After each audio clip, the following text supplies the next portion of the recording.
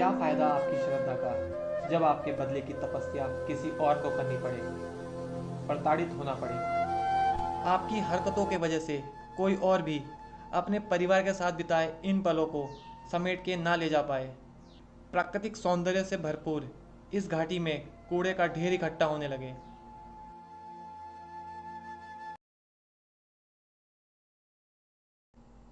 भारत के 12 ज्योतिर्लिंग, उत्तराखंड के 4 धाम और पंच केदारों में से एक केदारनाथ मंदिर उत्तराखंड के रुद्रप्रयाग जिले में हिमालय पर्वत की गोद में बसा हुआ है, जो कि सिर्फ भारत में ही नहीं पूरे विश्व में प्रसिद्ध है।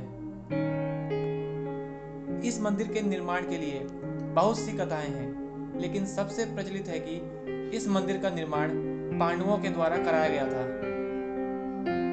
जिसका बाद में जीर्णोद्धार आद्य गुरु शंकराचार्य जी ने करवाया।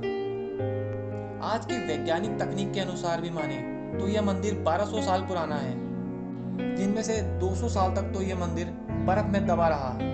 2013 की आई बाढ़ में भी यह मंदिर पूरी तरह सुरक्षित रहा और आज भी भारतीय पुरातत्व सोसाइटी के मुताबिक इसका 99% हिस्सा पूरी तरह सुरक्षित है। सर्दियों में केदार घाटी में बहुत ज़्यादा बर्फ पड़ने के कारण नवंबर से अप्रैल तक 6 महीना मंदिर के कपाट बंद रहते हैं, लेकिन उस समय भी मंदिर से घंटियों की आवाज़ सुनाई देती है। और यही नहीं, 6 महीने बाद जब कपाट खोले जाते हैं तो दिया ऐसे ही जल रहा होता है। माना जाता है कि उस समय देवता स्वयं पूजा करते हैं। ऐसी महिमा है, ऐसी पवित्रता है इस तीर्थ स्थल की। इसलिए तो हर आस्थावान सनातनी अपनी पूरी लाइफ में कम से कम एक बार तो यहाँ जरूर आना चाहता है। लेकिन आज के समय में इन श्रद्धालुओं के साथ आने लगे हैं कुछ ऐसे टूरिस्ट जिनका श्रद्धा से कोई लेना देना नहीं। वो लोग इस आस्था के स्थल को पिकनिक स्पॉट समझने लगे हैं। इन सब की हरकतें हम लोगों को ठेस तो पहुंचाती ही हैं, उसके साथ साथ इस पवित्र धाम को अपमानित भी करती हैं।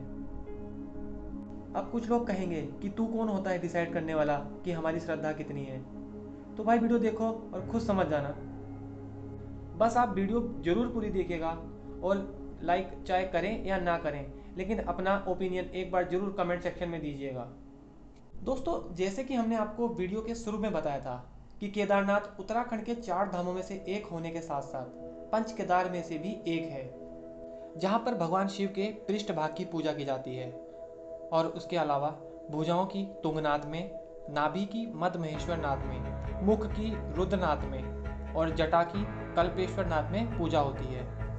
आस्था के इस पवित्र तीर्थ को पिकनिक स्पॉट समझने वाले कुछ टूरिस्ट जो इन पंच केदारों के नाम तक नहीं बता सकते कि वहां पर भगवान के कौन से अंग की पूजा होती है, वो भी वीडियो बनाने पहुंच जाते हैं केदारनाथ। उनको तो सोशल मीडिया पे बस व्यूज, लाइक्स, फॉलोवर चाहिए। ये आजकल फैशन सा भी बन चुका है। और कुछ तो अपनी छिचोरपंथी में ये भी भूल जाते हैं कि आप इस समय कहाँ पे खड़े हैं, क्योंकि दिमाग में तो भगवान नहीं, व्यूज, लाइक्स और सब्सक्राइब चल रहा होता है। केदारनाथ मंदिर अप्रैल से नवंबर तक ही खुलता है। गर्मी के इस मौसम में भी यहाँ पे बर्फ देखने को मिल जाएगी और चारों तरफ सुंदर नज़ारे तो हैं ही। तो बस ये लोग सोचते हैं बर्फ के मज़े भी ले लेंगे और वीडियो बना के लाइक्स और व्यू भी।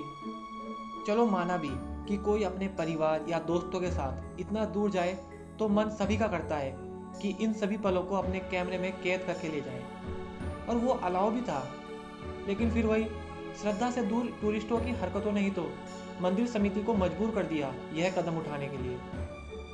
ये वही टूरिस्ट हैं जो सोशल मीडिया पे केदारनाथ जी की वीडियो या रील देख के यहाँ आए थे कंटेंट की तलाश में। ऐसे ही श्रद्धा से दूर टूरिस्टों की वजह से ही तो केदारनाथ में यहाँ वहाँ कूड़े की समस्या खड़ी हो गई है। इन कूड़ा फैलाने वाले टूरिस्टों के मन में ना थोड़ी भी श्रद्धा होती तो ये लोग मंदिर के साथ साथ इस पूरी केदार घाटी को भी साफ रखने का प्रयास करते, ना कि कूड़ा फैलाते। और हद तो तब हो जाती है जब सोशल मीडिया और एक दूसरे के देखा देखी आए टूरिस्ट यहाँ पहुँचते ही पालकी या पिट्ठू ढूंढने लगते हैं। क्यों भाई, भोले बाबा के नाम पे इतना भी नहीं चल सकते? चलो बुजुर्गों की तो मजबूरी है, लेकिन तुम तो चल ही सकते हो, वरना क्या फायदा जब तुम्हारे बदले की तपस्या किसी और को करनी पड़े और प्रताड़ना झेलनी पड़े, वो अलग। भोले बाबा के दर्शन करना एक तपस्या ही तो है। तो क्यों इस तपस्या के रास्ते पे शॉर्टकट अपनाया जा रहा है? क्या किसी जानवर पर अत्याचार करके और तपस्या में काम चोरी करके भगवान का सच्चा आशीर्वाद प्राप्त हो सकता है? ऐसे ही टूरिस्टों की वजह से खच्चर से दिन में एक से ज़्यादा चक्कर लगवाए जाते हैं। ना ही इनके खाने पीने का ध्यान रखा जा रहा है और ना ही इनके बीमार होने का। यही कारण है कि हमें हर साल सैकड़ों खच्चरों की मौत की न्यूज़ सुनने को मिलती है। इस चीज़ का ध्यान क्यों नहीं रखा जाता कि इन खच्चरों से दिन में कितना सामान उठाया जाए, इनको खाने में क्या डाइट दी जाए। अभी कुछ दिन पहले एक यूट्यूबर कुत्ते को अपने साथ ले गया दर्शन कराने, तो उस पर हल्ला मचने लगता है, सोशल मीडिया पे भारी विरोध और भी पता नहीं क्या क्या। लेकिन घोड़े खच्चरों के साथ जो हो रहा है उसके खिलाफ कोई कुछ क्यों नहीं बोलता?